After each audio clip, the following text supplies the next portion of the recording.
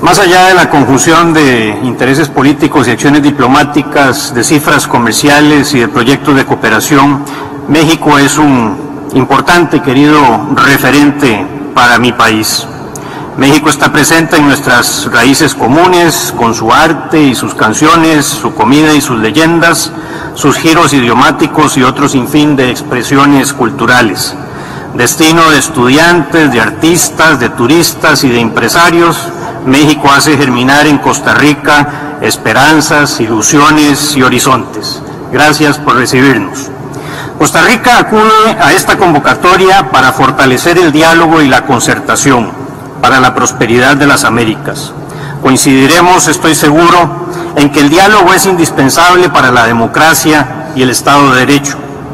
Insistimos en la necesidad de crear espacios para promoverlo de manera incluyente, tolerante y respetuosa, pues del otro lado de la moneda se encuentran la exclusión, la fragmentación e incluso la violencia.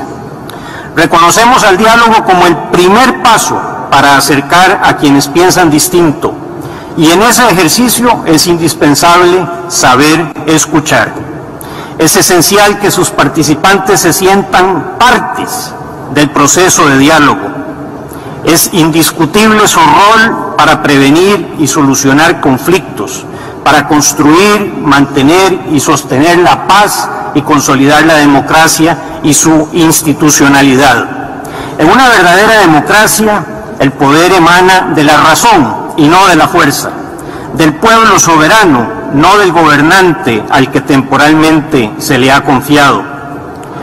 Solo a través del diálogo y una fuerte y arraigada cultura política es posible persuadir y convencer en lugar de imponer o manipular. Dialogar no necesariamente es negociar, pero para negociar sí se debe dialogar y hacer concesiones. Lo que nuestra región requiere ahora más que nunca es un esfuerzo colectivo para pasar de las palabras a la acción. Solo con buena voluntad y un genuino compromiso político podremos transformar en acuerdos lo que nos separa, en medidas prácticas, políticas públicas, instrumentos multilaterales que tengan verdadero impacto en la vida diaria de las personas, en sus niveles de bienestar y de desarrollo humano. En suma, lo que debemos reafirmar hoy es que los hechos de los que lamentablemente carecemos son más importantes que las palabras. Por ello, no es suficiente continuar expresando nuestra preocupación ante la ruptura del orden democrático y constitucional en la República Bolivariana de Venezuela, al tiempo que enfrentamos obstáculos para que la totalidad de los Estados miembros de esta organización condenemos con claridad y contundencia, como corresponde, la inminente instauración de una Asamblea Nacional Constituyente viciada e ilegítima, que atentará una vez más contra las pocas instituciones que subsisten, contra las necesarias fronteras entre los poderes del Estado y que golpeará a un pueblo que sufre simultáneas crisis, la económica, la del régimen político, la de alimentos y medicinas, la de derechos y libertades, que su gobierno no es capaz de reconocer ni atender, menos remediar.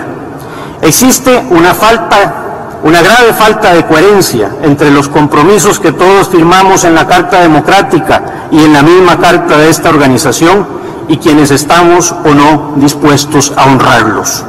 Sin embargo, Costa Rica no puede guardar silencio ante un régimen que restringe el derecho al voto, que mantiene presos políticos, que procesa a civiles en tribunales militares, persigue a la oposición y la inhabilita para ejercer cargos públicos, cierra o bloquea las señales de medios de comunicación, acalla y reprime con violencia las voces críticas de periodistas, estudiantes, representantes de la sociedad civil y de defensores de derechos humanos y realiza detenciones arbitrarias.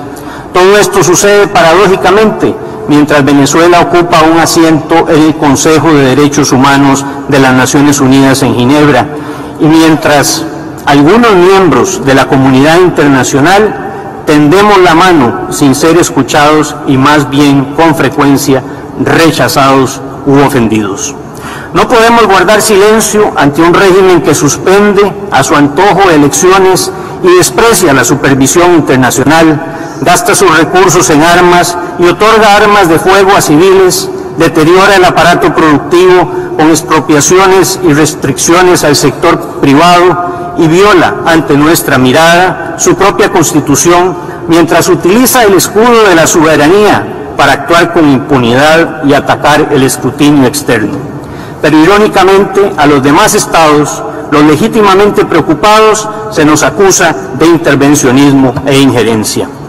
Costa Rica no está dispuesta a hipotecar su credibilidad ni la del sistema multilateral por la falta de voluntad política para tomar decisiones necesarias y oportunas, tanto en Venezuela como en algunos sectores de la comunidad internacional, para encontrar una solución democrática, pacífica y viable a la crisis sistémica y estructural que ese país enfrenta. Por ello, Costa Rica apoya incondicionalmente el nuevo llamado de la Santa Sede a una negociación seria y sincera entre las partes, pero no para ganar tiempo, vaciar las calles y perpetuarse en el poder. Una negociación seria y sincera demanda condiciones claras, un cronograma, plazos y garantías para la transición. Mi país hace un llamado urgente a entablar este tipo de negociación con resultados. Es un llamado que nace de nuestra firme convicción de que la inacción cobra un precio demasiado alto y que se mide en vidas perdidas. Los países aquí reunidos integramos un sistema y por ser precisamente un sistema, el quiebre formal de una democracia en uno de los países miembros no puede pasarse por alto, porque la crisis venezolana es una crisis del hemisferio, que no se nos olvide eso. Si nuestro objetivo común es la estabilidad regional, la protección de los derechos humanos y el desarrollo sostenible, debemos actuar con contundencia y sin temor para reducir la incertidumbre y abordar sus causas estructurales. La falta de acción internacional para atender el quiebre de la democracia en Venezuela amenaza la esencia de la democracia y al sistema interamericano de derechos humanos, ni qué decir al multilateralismo y también a nuestros propios países. La crisis venezolana tiene rostro humano. Es el rostro de los miles de venezolanos que se ven obligados a abandonar sus familias, sus ciudades y su pasado para buscar oportunidades y condiciones de vida dignas, como ya sucede con los flujos de migrantes que reciben países de la región. Señor presidente, los desplazamientos humanos en el hemisferio han crecido rápidamente. Los estados aquí reunidos no escapamos al fenómeno de la migración en todas sus dimensiones, ya sea como países de origen, de tránsito o destino. Para Costa Rica es urgente entablar un diálogo verdaderamente regional en torno al tema de migrantes y refugiados, pues es una realidad que exige respuestas coherentes e integrales. La única forma es el diálogo bilateral, regional y mundial para fortalecer en todos sus niveles la gobernanza de la migración. Consecuentes con esta necesidad de actuar, Costa Rica acudió al Consejo Permanente de la OEA en mayo del 2016 y solicitó un estudio sobre la situación migratoria en la región, presentado el 9 de marzo pasado por el secretario general Almagro. Para fomentar esta importante discusión, Costa Rica convoca al Foro de Alto Nivel para el Posicionamiento Regional sobre los flujos de migrantes en situación irregular en las Américas en San José el 12 y 13 de septiembre próximos. Desde ahora invitamos a los estados a participar en este foro y aportar propuestas para responder desde la corresponsabilidad y el respeto a los derechos humanos a este fenómeno. Señor presidente, ha llegado la hora de tomar decisiones, de traducir las palabras en acción. Costa Rica aspira a que este encuentro sirva como punto de inflexión para promover el diálogo y la negociación con resultados, para renovar nuestro compromiso con la construcción colectiva de la democracia. Trabajemos juntos por devolverle su robustez a la democracia latinoamericana, su vitalidad al sistema interamericano y su fuerza al multilateralismo efectivo. La OEA es una voz y fuerza moral en el continente y es bajo sus auspicios que debemos actuar con valentía para defender la democracia, esa verdadera que más allá de las palabras nos garantiza el Estado de Derecho, la separación de poderes, la transparencia y la alternancia en el ejercicio del poder. No voy a terminar. El diálogo permanente, el derecho al disenso, el pluralismo, la tolerancia y el ejercicio de la crítica. Cuando están en juego vidas humanas y los más fundamentales de nuestros derechos y libertades, no nos es permitido el silencio. Los hechos hablarán por nosotros y la inacción nos lo reprochará, y con justa causa. Muchas gracias. Réplica, señor presidente. Adelante. Gracias.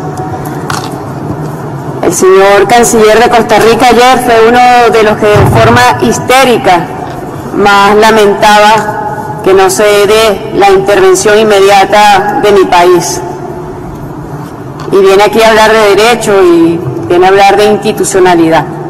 Sobre la realidad de Venezuela, yo solamente le voy a decir que usted es un analfabeta político, no conoce nada sobre Venezuela.